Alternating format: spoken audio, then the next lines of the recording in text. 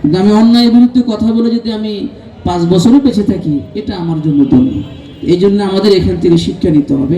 3 নং ওয়ার্ড, বাংলাদেশ জাতীয়তাবাদী দল, পল্লবী থানা, ঢাকা মহানগরের অন্তর্ভুক্ত।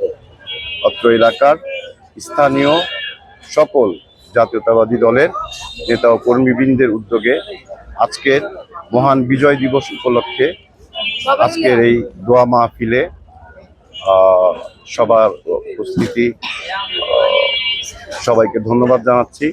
আসলে আমাদের আজকের এই আয়োজনটা ভিন্ন রকম হওয়ার কথা ছিল, কিন্তু বর্তমান প্রেক্ষাপটে, সমসাময়িক প্রেক্ষাপটে সংবিধানের প্রতি শ্রদ্ধাশীল হয়ে আমরা আলোচনা ও রাজনৈতিক সভা থেকে বাহিরে যে মহান স্বাধীনতা যুদ্ধে সকল শহীদদের জন্য, বিশেষ করে আমাদের প্রাণপ্রিয় নেত্রী বেগম খালেদা জিয়া আজ শয্যাশয়ী, আমাদের একজন জুলাই যোদ্ধা যিনি গতকালকে ইন্তেকাল করেছেন, শহীদ হয়েছেন, এবং বিশেষ করে আমাদের আরেক ভাই যুবদলের, পল্লবী থানা যুবদলের সংগ্রামী সদস্য সচিব, তিনিও আততায়ীদের হাতে নিহত হয়েছেন।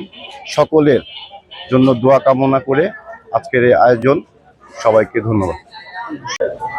মহান বিজয় দিবস উপলক্ষে সকল শহীদদের স্মরণে ইনকিলাবের জুলাই যোদ্ধা, হাতি এবং আরো অন্যান্য জুলাই যুদ্ধের ছাত্র জনতা যারা এ পর্যন্ত শহীদ হয়েছে তাদের সকলের জন্য আমাদের এই দোয়ার আয়োজন। সাথে আমাদের সহযোদ্ধা, আমাদের শ্রদ্ধেয় বড় ভাই সদস্য সচিব গোলাম কিবরিয়া ভাই দুর্বৃত্ত কতদিন আগে নিহত হয়েছে, আমাদের সকলদের স্মরণে এবং আমাদের আরাফাত